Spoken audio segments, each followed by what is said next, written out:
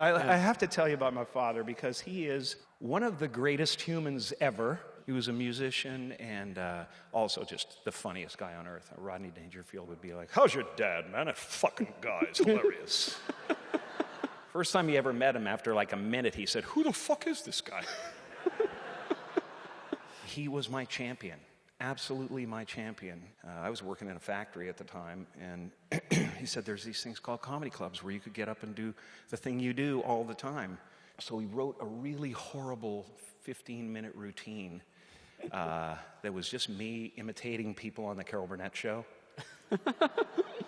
And I showed up to the hippest club in Toronto, which was Yuck Yucks. It was downtown in Yorkville. It was just like tragically hip down there. The stench of Bob Dylan still fresh in the air in the 60s.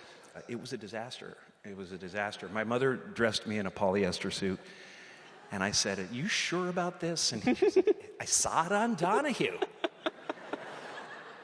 Soon after, you moved to Hollywood in 1983. If we could have a look at a clip of you on Johnny Carson when you were 21 on Thanksgiving Day. God help me. Clint Eastwood.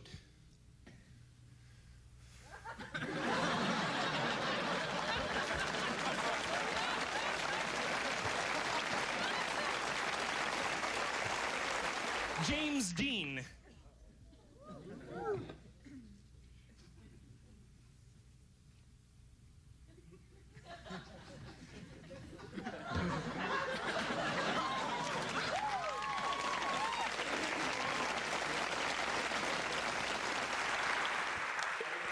It makes me wonder, actually. So do you still, like, work on new ones? Do you add to your repertoire, or is that basically, like, done at this point? Yeah, I don't have a great desire, but if I'm on Saturday Night Live or something like that, that's the wondrous part about that kind of stuff, is that I can employ that talent, which I don't generally get to do. It's been a growth situation where I get to a certain point where people go, "Oh my God, you're really great. That's what you are." And I go, "Nope.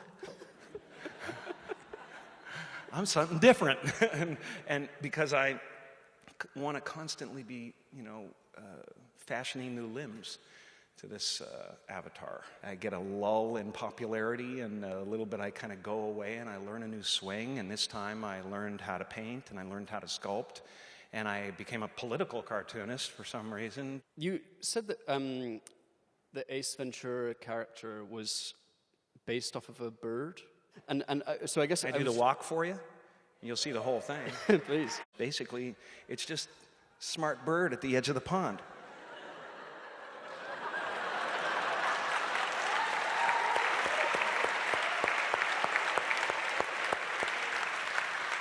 Oh, righty then. But the story of the $10 million check, which I know, but I was wondering if you might be able to share with everyone. yeah, I'm doing the comedy clubs, and why not try to explore a little magic in this?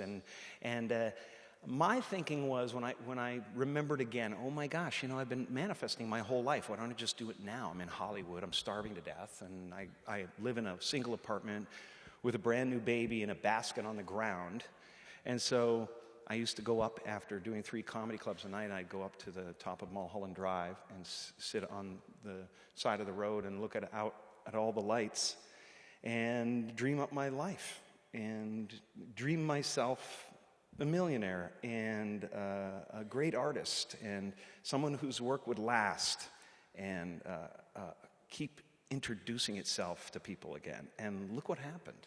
It was amazing to me.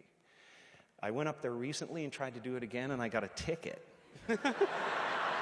I got a ticket. And I just started laughing when the cop gave me the $60 ticket. I went, "You had no idea what a great investment this place is."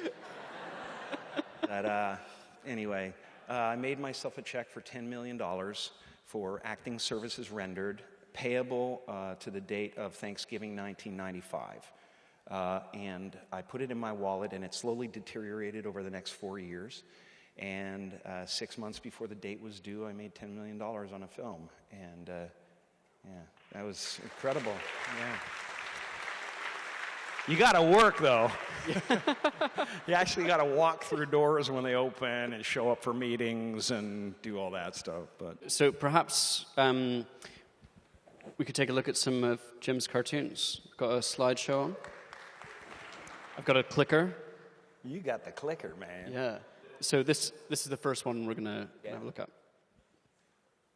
Wow, there you go. The great Spudini.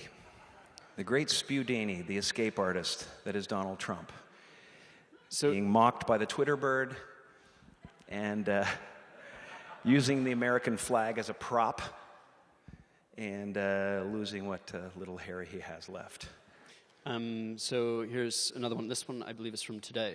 Yeah. Oh, that will be a breakfast to remember.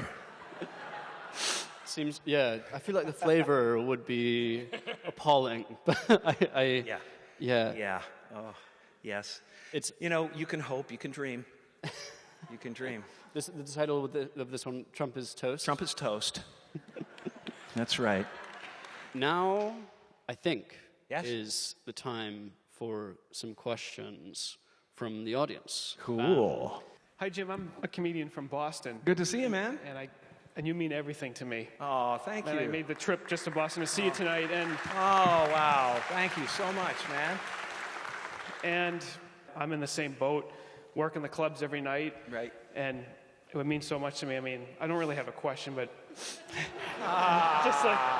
I just wanted to see if I could get a picture with you, and then that's it. But if you don't have time, Sure, that's man. it. Oh, thanks. Boston, right? Yeah.